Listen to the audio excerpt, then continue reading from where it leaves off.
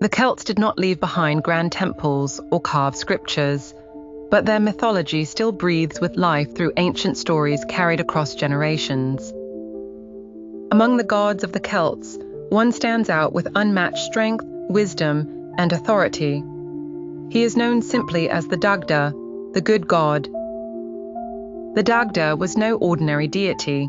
He embodied fertility, wisdom, leadership, and power. He represented abundance, life, and death, holding dominion over the physical and spiritual worlds. Legends describe him as a massive, imposing figure, often portrayed with a cloak dragging the ground and a body both strong and somewhat comical. His immense presence was balanced with humor. Despite his formidable might, the Dagda was approachable, generous, and deeply connected with his people, embodying the Celtic father spirit. One of the Dagda's greatest treasures was his cauldron of plenty. This magical vessel never emptied, symbolizing eternal abundance and the prosperity he brought to his followers. The cauldron was not simply a tool, but a sacred symbol. It reflected how the Celts saw their gods, providers of sustenance, hope, and unending life.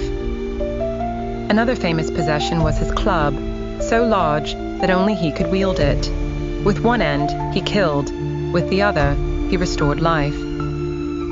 This dual nature of the club reflects Celtic beliefs about balance, life and death, creation and destruction, fertility and decay, opposites bound together in divine harmony. The Dagda was not simply feared as a destroyer, but honored as a restorer. His gifts of renewal made him vital to both tribe and cosmos. He also owned a magical harp, known as the Uaithni. With its strings, he could summon seasons, command warriors, and influence emotions of gods and men. The harp's music brought order to chaos, reminding the Celts that harmony flowed from divine power. It showed the Dagda's role as both warrior and peacemaker. The Dagda's authority stretched across many domains. He was a god of fertility, ensuring crops flourished, animals multiplied, and people prospered, making him central to Celtic survival.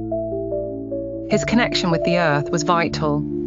Farmers invoked him for fertile soil, abundant harvests, and balanced seasons, trusting his power for their family's survival.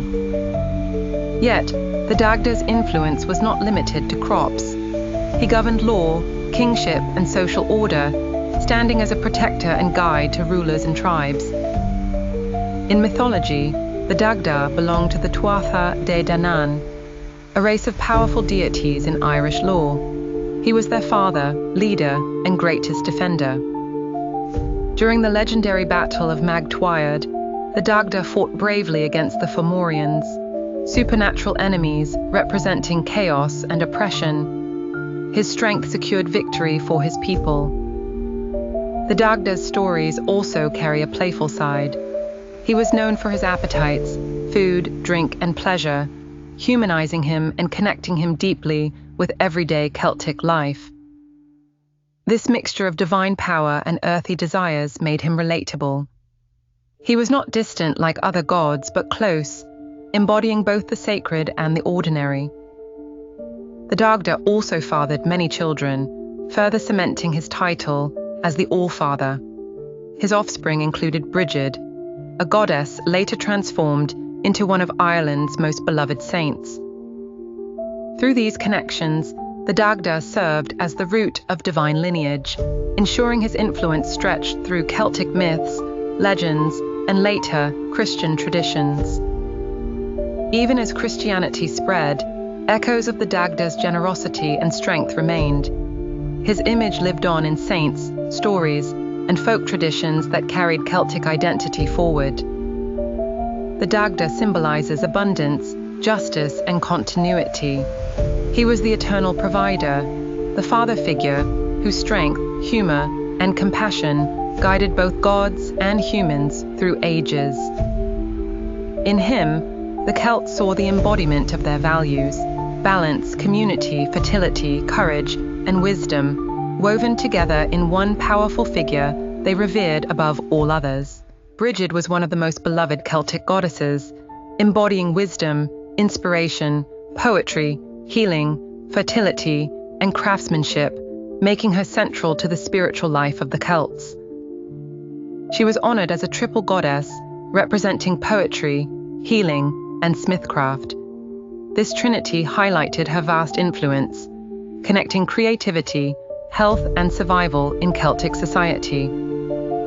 Her association with poetry made her the patroness of the bards, keepers of knowledge and oral tradition, who preserved myths, genealogies, and cultural memory across centuries. Brigid's healing power was equally vital. She presided over sacred wells and springs, places where people prayed for health, renewal, and divine blessings of fertility. The Celts saw her as a bridge between physical and spiritual realms. Her wells became pilgrimage sites, blending ancient pagan devotion with later Christian practices. Brigid's importance did not vanish with Christianity. She transformed into Saint Brigid of Kildare, one of Ireland's patron saints, keeping her influence alive within a new faith. This continuity shows her enduring significance. The goddess of inspiration and healing never disappeared but adapted, carrying Celtic identity into later centuries through legend, worship, and tradition. Brigid symbolized light, knowledge, and creativity, standing as a divine source of renewal. Her presence reminded people that wisdom and inspiration were as essential as food. Lugh, often called the Shining One, embodied mastery, skill, and leadership. Unlike gods with single domains, he excelled at many arts, making him universally admired in Celtic lore. He was known as a warrior, craftsman, musician, and leader. His ability to master every skill earned him the title Samil Danach, meaning the many-gifted one. Lugh's arrival among the Tuatha De Danann highlights his uniqueness. When denied entry, he asked if they needed someone with every skill, forcing them to acknowledge his brilliance. His defining myth centers on the Battle of Mag Tuired, where he led the Tuatha De Danann to victory against the Fomorians, overthrowing oppressive rule. Lugh personally killed Balor of the Evil Eye, a giant whose gaze destroyed anything it touched. With a spear, Lugh ended the threat and secured freedom. This triumph made him a symbol of liberation, justice, and divine leadership. His victory was not just physical, but also symbolic of light overcoming darkness.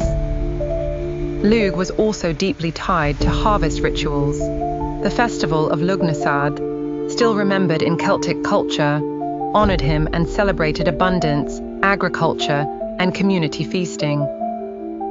Lughnasadh marked gratitude to the gods for survival. Farmers, warriors, and families came together, reflecting Lugh's role as a unifier who bound society through skill and generosity. Lugh's story demonstrates the Celtic admiration for versatility, courage, and brilliance. He represented the ultimate ideal, a leader who mastered all, ensuring strength and prosperity for his people. Through Brigid's inspiration and healing, and Lugh's skill and leadership, Celtic mythology shows a balance between creativity and action, wisdom and strength, sustaining culture through divine archetypes. The Morrígan, often called the Phantom Queen, embodied war, fate, and prophecy. She terrified enemies and inspired warriors, standing as one of the most mysterious Celtic deities. She was associated with battlefields, appearing as a crow or raven, circling above warriors. Her presence meant bloodshed was near and destinies would soon be sealed. Unlike benevolent goddesses, the Morrígan reveled in chaos.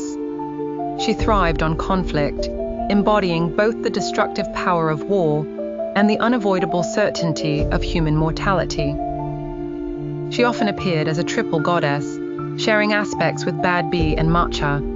Together, they represented prophecy, death, and bloodlust, giving Celtic warriors visions of glory and ruin. The Morrigan's role was not only destructive, She reminded people of the cycles of life, death and rebirth, triumph and loss, echoing the natural rhythms Celtic culture deeply respected. In myth, she frequently interacted with heroes.